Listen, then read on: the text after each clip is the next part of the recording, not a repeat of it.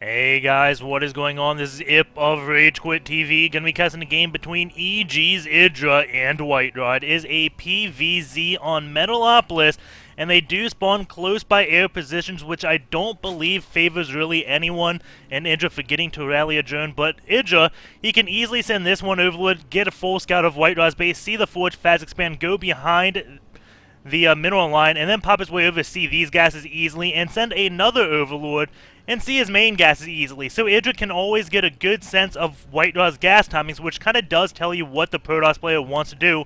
But Protoss on this map, enclosed by air positions, has a quicker Zealot rush distance, which means WhiteRa can put Zealot aggression on IdrA very easily if they're cross positions that isn't nearly as strong. And also, he is a fan of warp prisms, and he can easily sneak a warp prism in IdrA's base. So I'm really curious to see this game play out and what each player ends up doing. We know WhiteRa will be going for that forge fast spin, and IdrA will be going for a pull and then a hatch. And I'm curious when he does take his pull timing and when he ends up getting his gases. So we'll be watching him for just a little bit. I want to say, I know a lot of people don't think IdrA's that good anymore, but I still think he's very talented. I do think, though, his playstyle and mindset don't really mesh that well together. If you compare IdrA's playstyle to like Stefano's, IdrA, he tries to hold off everything with just as minimal as possible. If he ever holds off early aggression with too much, he actually gets upset. He gets upset very easily and goes on tilt very easily.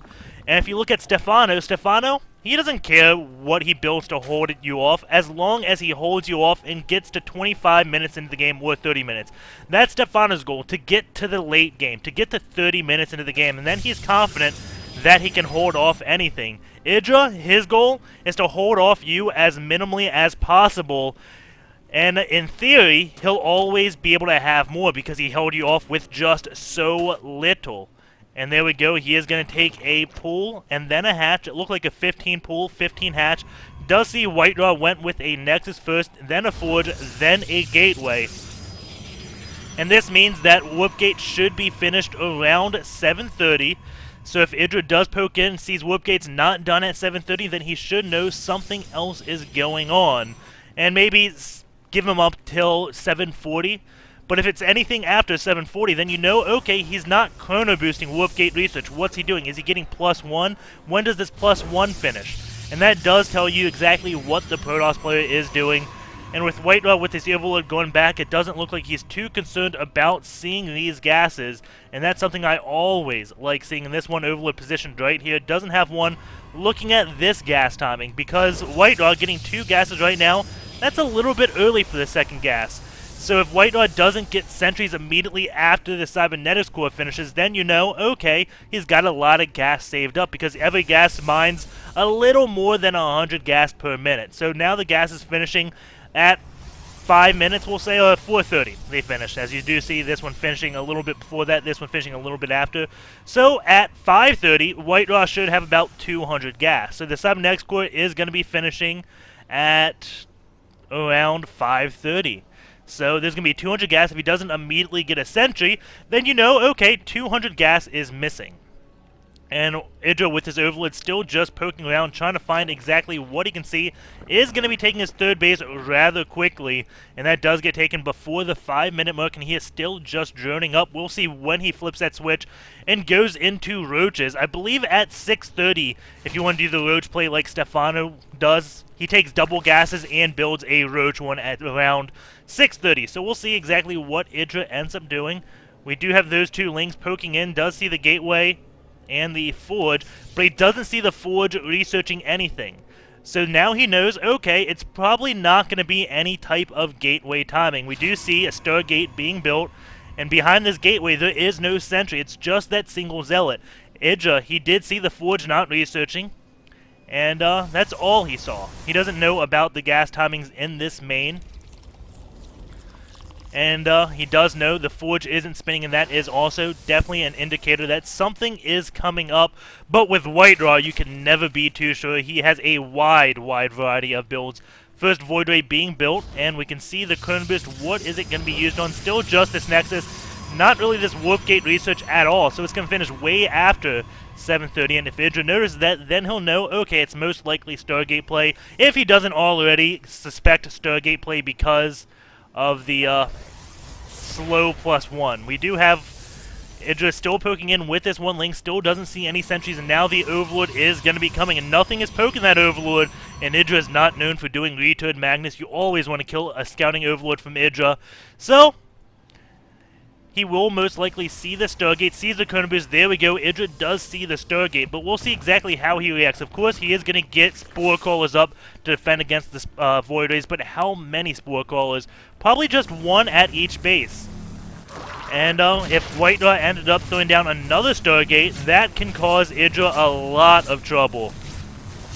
And that one queen is going to be going back. The Void Ray does pull off. He does not want to lose any shields. And now IdrA swapping the queens. The full health going up to the main. The engine one going down to the natural. We do see this Overlord getting taken out. IdrA's already supply capped from losing one earlier. And now he just stays supply capped a little bit longer. Does have 2 Void Rays now. And IdrA has 2 queens. 2 Void Rays will beat 2 queens. But he does have the Spore Caller going up. This queen does... Oh! Transfuse to keep it alive very nicely, still tugging down that engine one. And now this one queen is getting help from another queen back here. He still has 3 queens out, I believe. 4 queens are out, actually. He's not pulling all his queens, leaving 1 to inject. Probably at this base, yeah. This one would have a long way to go. And spreading the creep between all his bases, but 1 Spore Caller. No Spore Callers down at this natural. And it looks like a Spine and a Spore at his 3rd base. So that is definitely pretty much as minimal as you can get for defending this. And that will allow IdrA to have a lot of Lings and Roaches if he wants to put on pressures. You do see him building more Lings and more Roaches. So this looks like this is going in IdrA's favor with being as minimal as possible. It looks like he has just enough to hold this off, as WhiteRa has stopped building Void Rays. But if WhiteRa was still building Void Rays, a nice pick off on the Stalker, then going straight for the Sentry, the big key units. Now going to get this one probe. Nope, one more hit, but he does back off. But if WhiteRa was still building Void Rays and playing this not as intelligently, because it's been scouted, why would you keep building Void Rays? If he kept doing that, then he may have a timing, because he'd have like 6 Void Rays right now, and he could take out these 3 Queens and Spore Crawlers no problem. But IdrA saying, WhiteRa, you are playing smart, you are not going to still build Void Rays, I have enough to defend you, and I don't need to get anything more. And he is going to be following this up with a Spire, has a lot of Lings and Roaches down here. These he built doesn't need, so he is going to be putting on pressure with them. Zealot does go in a nice little crevice. Now IdrA going to be going for this 3rd base. Does see it going up, and now getting the surround immediately. The sentries haven't thrown force fields down yet. There we go, 3 force fields have gone down, but that is a lot of Roaches from IdrA, and now I'm going to be taking this out.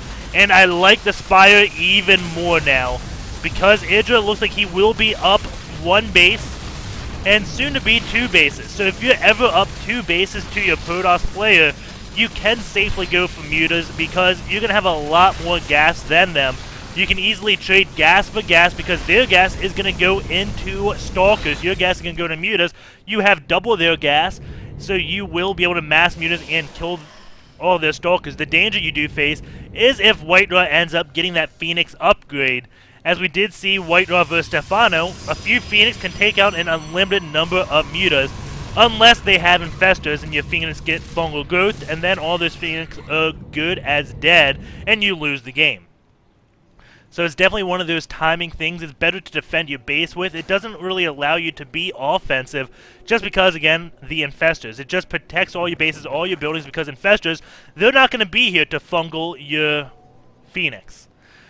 And those Void Rays are going to get caught by the mutas, and all 3 Void Rays look like they will be going down and taking out no mutas, and that is definitely not good for WhiteRa at all. He is going into this Colossus play and doesn't really have that many Stalkers out. As you see, only 1 Stalker, so these mutas doing so much damage to that mineral line, killing 8 probes so far, but he is on 3 bases right now. Should have put those drones in gas, because that is exactly what he needs. 301k. Phoenix is out to deal with those mutas. and the mutas are going to be backing on off, and those drones still just mining minerals. A bit of a mistake for EG.IdrA not to put those in the gas. Going over to all his gases, let's make sure he does have 3. Yes, he does have 3 on all his gases, except these, which he doesn't have any, so he needs to put drones in those gases. Gonna get a few spine crawlers and a spore crawler on up. WhiteRa, he is at 50 workers, while EG.IdrA is at 80.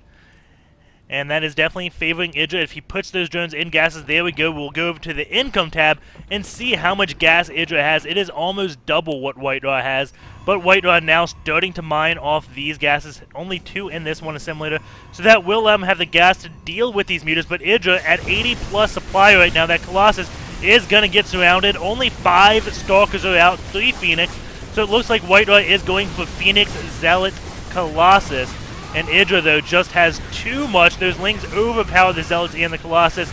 And now the mutas can overpower the Stalkers and Phoenix. It looks like the Phoenix still doing a nice job cutting, but WhiteRa has lost quite a few of them. And he actually does hold that off. EG.IdrA, though, still at 190 supply, while WhiteRa down to 76. So he did hold it off, but is he going to win this game? I highly doubt it. It would take a miracle for WhiteRa to win, or what one would say, special tactics. EG.IdrA could always just go full mass out on mutas, and WhiteRa could get those Phoenix with the upgrade and kill all the mutas and be back in this game. But we do see EG.IdrA, he is still balancing his composition out with Lings, Roaches, and mutas. This Observer is going to see all that storming for his third base, and that is not going to be good. These Phoenix being microed back. There's mutas taking some damage, but EG.IdrA just going to be running over into this natural. 1 Phoenix does go down, 2 Phoenix goes down. That muta count is very high. 1 mistake from WhiteRa does lead him to a lost Phoenix, and EG.IdrA is going to be taking that game. Very nicely played by EG.IdrA, and that is one of those times when playing minimalistically does pay off. But we did have a contest, so I am going to be giving out a $5 GOM coupon for one of the people who commented on a video. So we'll be land between 1 and 12. And who's it gonna be? The moment of truth right now. It is gonna be number 12. So Gil Manselson will get that. And then we'll do it one more time. And this is in case he doesn't want it, because not everyone can watch GSL. He may be a European and that doesn't go at an ideal time. So 5. So 12, 5, and 2. So, first is going to be Gil, then Fixels. He won the last one, so we'll give it to C Sours, then Fixels. So, Gil, I'm going to leave you a comment on the video you commented on to send me a PM. If you say you want the GOM pass, I will give it to you, or the GOM coupon, not the actual pass.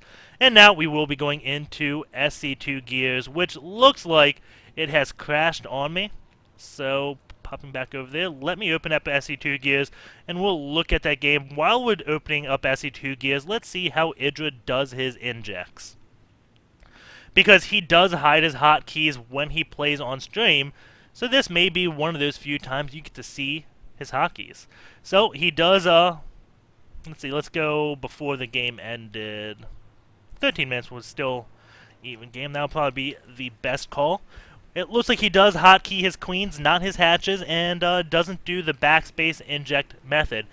So he's got this queen on 5, 2 queens down here, because he has a macro hatch, and a queen over here, all hotkey. So he hit 5-5-V, 5-5-6-6-VV, 7V, and he can inject rather quickly. So we're going to be...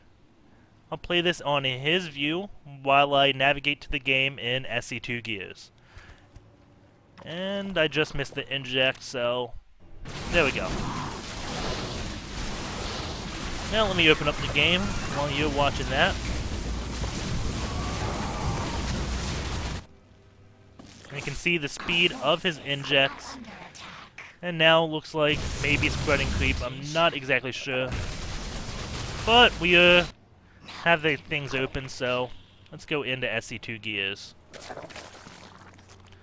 And I will be doing Stefano most likely. I'm looking at his ZVP. Maybe that'll be tomorrow. I don't exactly know, but EG.IdrA versus WhiteRa. Oh man. This void ray pressure definitely looks like it hurt EG.IdrA. So we are at the 10 minutes marks. And remember when I was hassling Machine about having like, what was it? Like 15-second inject gap at 10 minutes? EG.IdrA right now has a 32.8 inject gap at 10 minutes.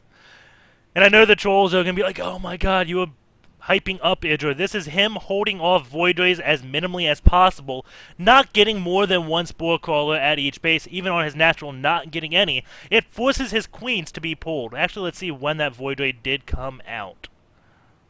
Let's make sure that is correct. It looks like that is the time the Void Ray was out. It was definitely out around 7:40, I want to say. So let's go to Builds Tech, Trains, get rid of EG.IdrA.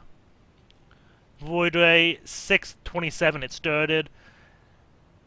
And the second one started at 7:23. So it looks like, yeah, 7:30 it did come out. So let's go back into the main building control. Show EG.IdrA. And that is kind of when his injecting goes all to hell. So what does EG.IdrA gain by being minimalistic? He doesn't have to build as much. But what does he lose? Let's see, 1, 2, 3. So 3 injects on this one hatch.